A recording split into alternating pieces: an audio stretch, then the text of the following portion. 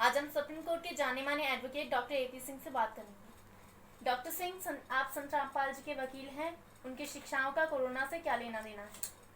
देखिए, संत रामपाल जी की जो शिक्षाएं हैं पूरी तरह से मानवता भलाई पर आधारित है। जीव हमारी जाति है, मानव जीव मतलब जीव ही हमारी जाति है और उसी पर आधारित है। ऊंच नीच कोई मतलब नहीं, किसी तरह का जाति क्षेत्र भाषा संप्रदाय का कोई अर्थ नहीं। वह मानव जीव और मानव जीव से मानवता की भलाई का काम करना है और उनकी शिक्षाओं का ही आज महत्व है। उनकी शिक्षाओं की वजह से ही जो शिक्षाएं वो वर्षों वर्ष से पूरे अपने जो फॉलोअर हैं, उनके जो शिष्य हैं, समर्थक हैं, उनकी विचारधाराओं में विश्वास करते हैं, अनुयायी हैं, पदचिन्हों पर चलते हैं, उनको लगातार यही बात बता रहे थे कि जिस तरह से आज कोरोना का जो आपने पूछा, कोरोना का क्या मेल है, वो ये है जो आज कोरोना में मृत्यु भोज बंद है, जो हजारों 5,000 10,000 2,000 100-200 लोगों को भोज दिलाया जाता है, मृत्यु भोज बंद है।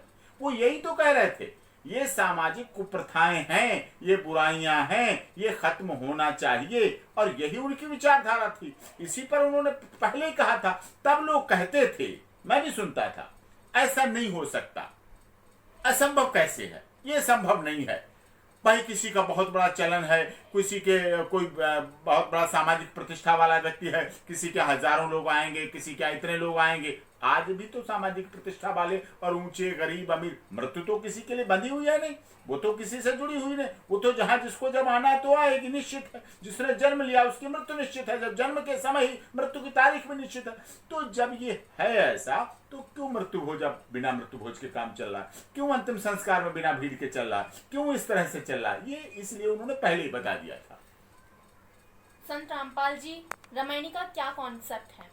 देखिए, संत रामपाल जी ने जो रामायणी के द्वारा चंद मिनटों 12 से 14 मिनट के अंदर पूरी शादी की रस्म हो जाती है। जिस शादी की रस्म में हम लोग करोड़ों लाखों रुपए लगा देते हैं, हजारों लोग इकट्ठे होते हैं, पूरा आवागमन, ट्रैफिक, पटाखे, आतिशबाजी, हलवाई, शराब, दुनिया भर का होता था, ठीक है। अब वो सब रामायणी के द्वारा वो सब खत्म है।